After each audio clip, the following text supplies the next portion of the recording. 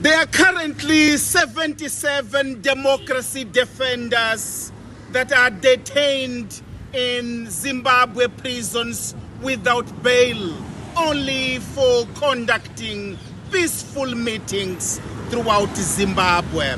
We are therefore appealing to all SADC presidents to push for the freedom of all political prisons ahead of the SADC summit that is taking place on the 17th of August. Otherwise, this summit will become an endorsement of the atrocities being committed against human rights defenders and all bona fide opposition leaders.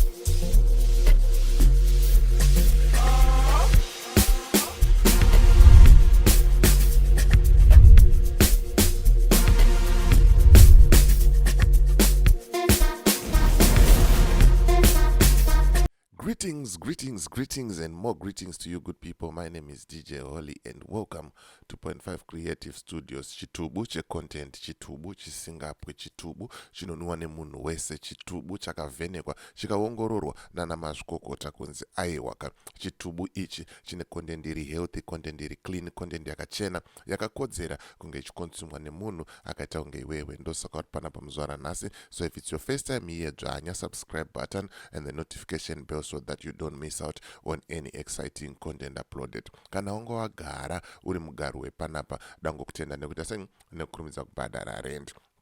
Thank you very much for supporting 0.5 Creative Studios. Thank you very much for 48,000 subscribers. I want to know kutendai nerutsigiro rwenyu.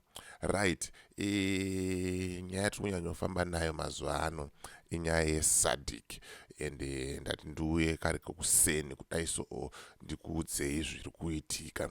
Hanzi neMozambique SADC presidents, mapresidenti ese eSADC tiri kuchema nemi kuti sununguraiwo vanhu vakasungwa kuZimbabwe vari kunyimwa bail. Sununguraiwo vanhu ava. Mukauya muZimbabwe mukaita SADC summit muZimbabwe, mapedza summit mogadza president Emerson Mnangagwa, matiratidza kuti maisa chidhindo kuti kumbunyikidza kodzero dzevanhu chinhu chakanaka, kumbunyikidza kodzero dzevanhu chinhu chinokurudzirwa kunzi chiitwe nevatungamiriri venyika dzeSADC. Ndiprofesa vepaMozambique vataura mashoko aya. Ndabatikana vabuda vakapfeka uniform yekujeri nesketi yavo yegreen nejuzi ravo rered newhite vachitaura mashoko aya. Anova mashoko andibata zvikuru. Ndikati rega ndiuye nawo panapa ndikuratidzeiwo. Iwe unenge wakagara kumba kwako uchindituka uchiti ndinonyeba, ndinoya nenews dzekunyeba panapa, but at least I'm doing something, I'm passing information kuvanhu. Iwewe uri kumboitei? Pauri ipapo uchimbozvibvunza kuti what are you doing? Kana kushare zvako link yechannel rino hautomboshare, unenge wakangogara chete, you expect kuti zvinhu zvichazongoya mahara. Pakashata ipapo. But anyway, rega ndiite sei ndijambire munyaya yangu. Pandisati ndapinda munyaya yangu ndikutaura kuti kana une business raunaro raunoda kushambadzirwa, ndibate. Namba dzangu ndo dziri pascreen idzo.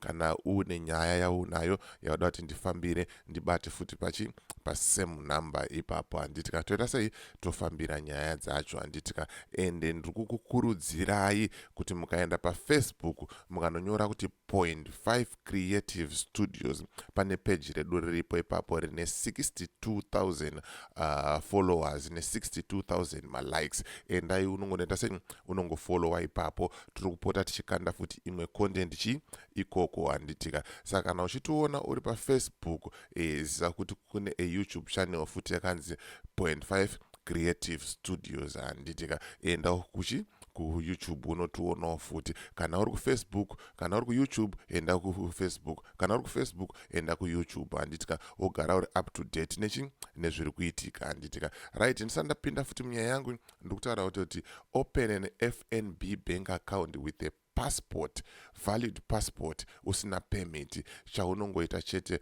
bata Michael panamba idzo dziri apo idzo. Womutaura kuti Michael, tabva kuna DJ Holly, vatitaurira ivo kuti iwewe ndiwe unokwanisa kutibatsira kuti ase kuvhura account handitika. Zviri nyore nyore, chinongodiwa chete ipassport yako.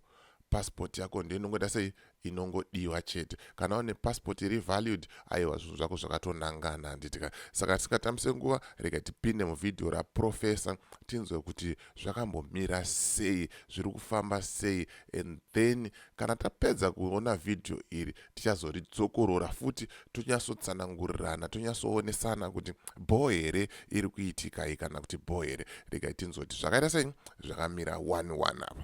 There are currently 77 democracy defenders that are detained in Zimbabwe prisons without bail, only for conducting peaceful meetings throughout Zimbabwe.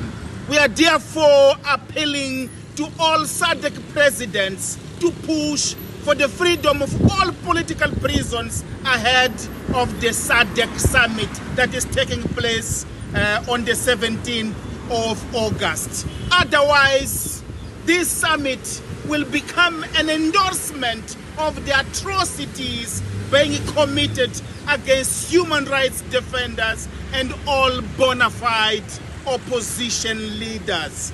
Presidents of the region, don't allow this summit to become an endorsement of the arbitrary detentions and abuse of human rights and injustice in Zimbabwe. Thank you. We trust you. Right, mamanzwa mashoko ataurwa nemukuru pakaipa hanzi mukangotendera kuti zviitwe izvi, hanzi maisa chidhindo, hapana chekuwedzera apa, hapana chekubvisa. Mashoko ari pachena sezuda rangu ire, mashoko ari pachena asina kana kuwanda handitika. Saka arega timbomira tuone kuti zvinofamba sei, tuone kuti zvinoperera kupi, zvinobuda sei, nekuti weekend vakomana vakagadzirira kupinda mumugwagwa, weekend vakomana vakagadzirira kudhifenda mumugwagwa. Saka pakashata. Anoziva zvichaitika ndiMwari, hapana ari kuziva kuti zvichafamba sei. But chikuru chiri kuchemwa nevanhu, chikuru chiri kuchemwa neveruzhinji, kusungwa kwakaitwa vanhu, kumbunyikidzwa kuri kuitwa kodzero dzevanhu, ndo chikuru chiri kuchema nevanhu ichocho. Tinozoenda pamaelections akabirirwa last year, tobva ikoko toenda pakuoma kwezvinhu, kwaita nyika, hakuna mabasa, hakuna mvura, hakuna magetsi, hakuna matoilets.